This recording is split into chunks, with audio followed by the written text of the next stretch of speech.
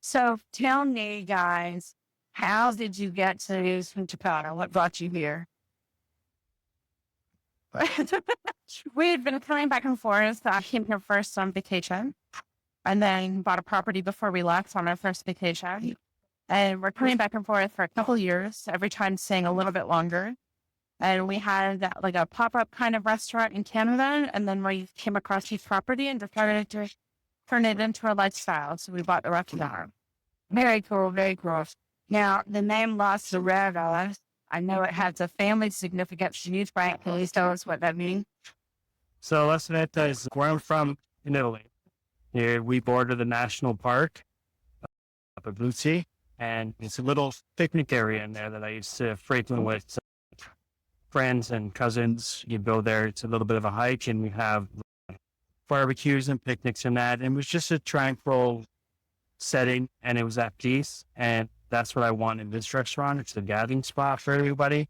And it just reminds me of back home. It's quiet and people come together. And at the end of the night, half the times people join tables and make new friends, which is what I want. So the park was actually called Lattari, but in Italian, it loosely translates to Little Maple, which tied into our Canadian roots as well. So we thought it was appropriate that we named it that. Well, that's very cool. Yeah, it all kind of ties together. So now you have actual two establishments. Correct. You have the original restaurant that you opened how long ago? We opened that February of 2025. It hasn't been a year yet. Oh, wow. It seems like it's been here forever. Well, it was a restaurant pre-existing. We took it over February 1st. But I didn't hear that of it. Yeah. I'm only known you, but just work at been here forever. And you make your own pasta. We make our own pastas here. Everything's made fresh. Even our desserts are made in-house. Nothing's frozen. And then 2 weeks ago, we opened the Mercado next door. And that is where Frank is doing a lot more cooking, a lot more baking. And we've got fresh pizzas, gelato, cakes, and sandwiches over there. Yeah, I had the gelato. It was pretty good. I had two different flavors. Both of them were really good. I enjoyed it. So, Gillian, I know you've been having several events here on a regular basis. Tell me about that. My background in Canada, I was an event planner. So it's come naturally to me to want to bring people together. Every month we do a paint your own something event.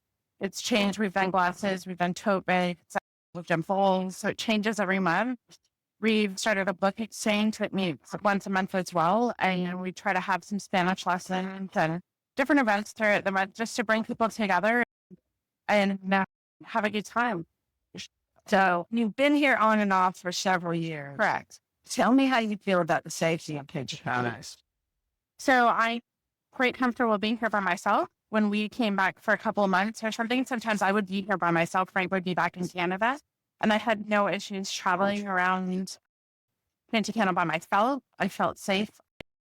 You don't want to go out at 3 o'clock in the morning, but at the same time, if I was walking at night, it never felt unsafe. Everybody was very helpful, very courteous. There was one time I remember being at the side of the road and quite overheated, waiting for my guy to pick me up to take me to the airport, like my own contact. And 3 or 4 people stopped and actually asked me if I was okay and if I needed help and everything. And it did look like I was going to pass out when it was 45 degrees.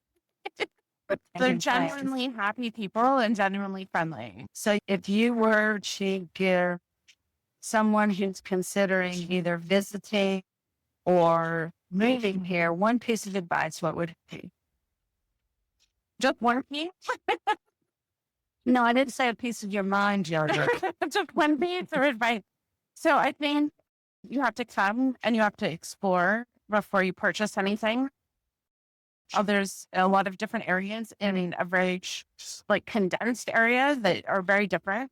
You can be in Los Perales or El Portecito. It's one vibe, and then you can be in White Sands. That's a completely different one. So you got to find the one that's good for you. And then once you find a good location that you can focus on and really want to look at, you really, really need a good lawyer and a good real estate agent. That is very, very good advice. So Frank. Yes. If this were the last day of your life and you could cook one more meal, what would that meal be? That's a very, very Hard question. I know what I would want him to make meat. What's that? Veal Parmesan.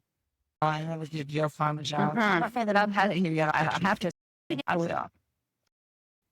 Frank, what do you love most about running this restaurant? What I like most about it, the different walks of life, the different people that come in here, the different nationalities, just the way generally people are happy. And I just want everyone to have a good time here.